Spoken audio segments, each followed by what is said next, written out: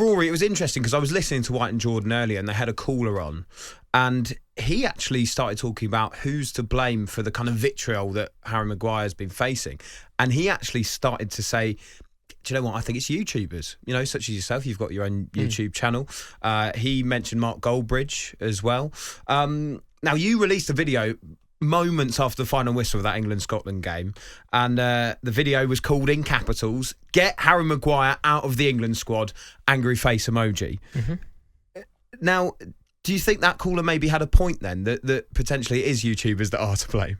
No, I don't really. I don't think YouTubers are to blame for anything. I mean, I don't understand why we have the situation now where footballers seem to be insulated from criticism. Like, Harry Maguire doesn't have a God-given right to play for England, although it seems like he does with regard to how often he's selected. He also doesn't have a God-given right to avoid criticism. I am allowed to criticise a footballer when they play badly. And something very weird has happened on social media where we can't have a conversation about that. I put forward the theory that Harry Maguire doesn't deserve to play. He's totally out of form and he actually is not good enough to play for England. And it's put back at me that this is far too harsh, or it's not good for Harry Maguire's mental health, or whatever else. And I think, hang on, this is a conversation about football. Footballers will always have to deal with being lauded and also being criticised. Yeah, and if they score an own goal at Scotland, you are going to be criticised. But out of interest, have you ever put a video up and then you've been like... Yeah, and we'll see. I'm not sure gone after Harry. I think is the right thing to do here. I don't know if that is, too harsh, actually. Maybe I've been a bit too much there. No. I've never felt like I've been too critical to a footballer. I feel like I've been fairly critical. I feel like I've been quite harsh.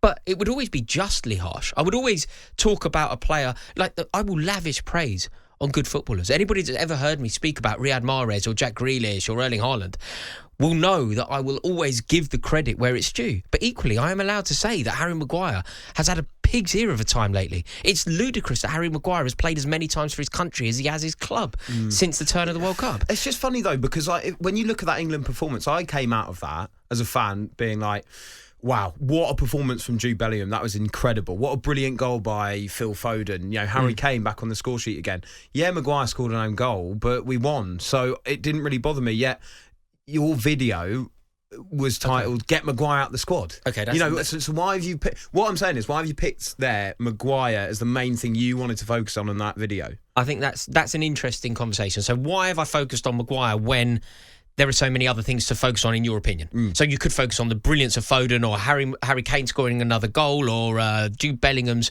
astonishingly good performance and meteoric rise. You could talk about all of that. The reason that I talk about Harry Maguire is because all of the other things are a given. Everything regarding the game, England winning the game, of course we beat Scotland. England beat Scotland, yeah, absolutely. In other news, water is wet. Of course we beat Scotland. We have Harry Maguire leading the line. They have Che Adams. They've got Lyndon Dykes in their squad. We've got Phil Foden. Of course we beat them. We obviously beat them. There was never any jeopardy around the result. England were always going to win that fixture. And if we didn't, that would have been a shocker. So England, for me, beating Scotland was the given. That was the standard. Then we have to have a conversation about what I believe the highlight of the game is, the talking point of the game. And I don't think England beating Scotland is particularly significant. I do, however, think Harry Maguire's selection is incredibly significant. And me criticising him, we're back to this issue. Was he that... I know he scored an own goal, but was he really that bad? No, it's a meritocracy, though. Did he have a right to be there? Did he have a right to be there? And then he was thrust into the spotlight by Gareth Southgate, who has come out in this really animated way to defend him. The way that he was speaking as if maybe Mark Goldbridge, maybe myself, as if we were guilty of some sort of hate crime. Criticising footballers isn't a hate crime. I'm completely legitimate in my criticism. And but Harry Maguire's had more than his fair share of it. He has.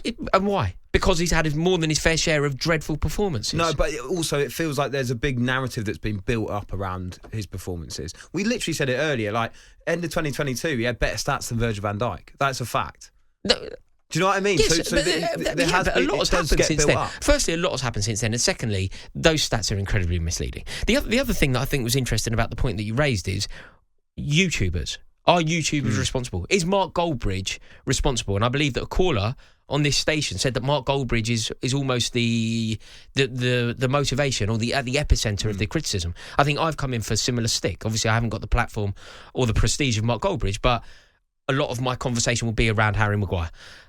I think, firstly, it's ludicrous to suggest that we have this power and panache within the industry that we can kind of dictate the tempo that is and almost set the dial for where the media moves. Obviously, Mark Goldbridge doesn't do that. Obviously, I don't do that. Well, mate, I mean, by the way, I'm not putting you down here, but he's got a huge following. There's a lot of people that he's influencing there. I think that Mark Goldbridge has built something incredible, and I like Mark. I rate Mark. But to suggest that he can kind of set the narrative around the media is ridiculous. Like, Gareth Southgate is setting the narrative. Gareth Southgate is thrusting Harry Maguire into the spotlight. So if we're blaming anybody, the reason that Mark Goldbridge is talking about Harry Maguire is Gareth Southgate's fault. So that's the first thing to clear up. And the second thing, we're viewing this through a fairly, not you, not myself, obviously, because that would be very self-deprecating, but the conversation around this and the caller is sort of being sneery towards YouTubers. YouTubers are doing this, YouTubers are doing that. And what I think is the important thing to acknowledge here is we're telling the truth. We can. Mark Goldbridge is being totally honest because he has no reason not to be.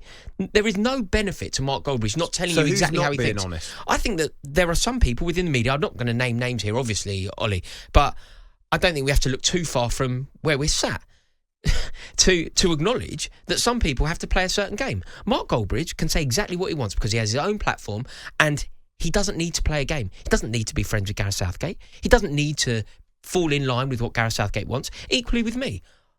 Full respect to Harry Maguire's mother, but her opinion on my opinion is as irrelevant to me as her opinion on mine. What would you say to her? Because she's obviously come out in defence of her own son and said, look, the abuse that he gets is way more than anyone should get and that he gets it more than anyone else. What would you say to her? What would I say to Harry Maguire's mother? What would I say to Harry Maguire's mother? I'd say absolutely nothing to her. Her opinion on her son's footballing performance is as irrelevant to me as my opinion is on her. She won't care what I have to say, I'm sure. Harry Maguire won't care what I have to say. But I don't particularly care what his mother has to say about a footballer. Like, it's completely irrelevant. Like, does he care about what my mother's opinions are? Like, it's ludicrous. So I'm not interested in that. But I would also like to say, and this isn't me sort of rallying for YouTubers, but generally speaking, and let's use Mark Goldbridge as the case study here. What Mark is saying is far more likely to be a standard fan's opinion rather than something that you hear potentially from a journalist or maybe a tailored opinion on the radio. Why? Because there is nothing to benefit Mark from lying. Whereas other people who are maybe part of the England setup, who go to press conferences, they're friends with Gareth Southgate, they don't want to be banned, they've got a question to ask Gareth Southgate. But if we're being cynical, there is something that he can benefit from, and that's clicks. And that's people reacting to his videos.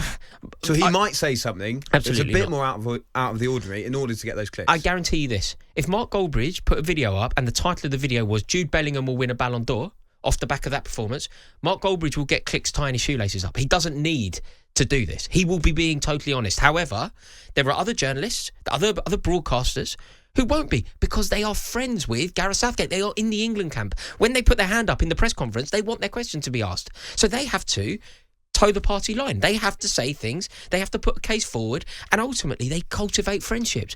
Mark Goldbridge, to my knowledge, isn't friends with Gareth Southgate or Harry Maguire. I'm not friends with Gareth Southgate or Harry Maguire.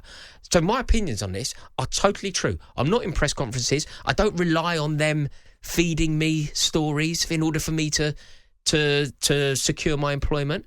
I have absolutely no reason to not tell you the truth. I believe that other journalists who are part of the England setup, part of the England camp, it is beneficial to them to toe a party line. I'm not quite sure I agree with that. One last question. Harry Maguire has given his own response where he said, look, I don't actually mind the flack because if it's on me and all on me, it comes off my teammates. What did you think of that? Oh, is that what he said? He did, yeah. He's falling on his sword. He's taking one for the team. I mean, Harry Maguire telling us that he doesn't care about stick is completely and utterly incorrect. Do you remember when he scored a header at Wembley against Albania and he put his fingers in his ears and cancelled out the haters as if he's got haters like he's Kim Kardashian? Can't hear you. Scored against Albania at home. So him pretending that he doesn't care is not true. And secondly, as if he's doing it for the team. I mean, this is just more spin, isn't it? Do you see why the man gets the headlines? That comment that you just said there, that quote that you've just said there, is again justification for people to talk about Harry Maguire and him acting like he is taking one for the team and being as sort of valiant as possible. You're saying that not just on the pitch he draws the attention to himself. Do you think he wants to do that? I think he makes some terrible decisions. I think he makes some terrible decisions. Do you think he wants to do that though? If I was him, I would want no more. No, I don't. To be in the limelight. I think he makes bad decisions. Like that comment, I think is a bad decision. If I was advising Harry Maguire, I would say no. That feels pretty transparent. I think he'd probably say nothing. I think he should probably say nothing. And what he should say is, all I want to do is improve, be there for England. If I'm selected, I will always do my best for England. And I hope to improve. My performance, though, stunk.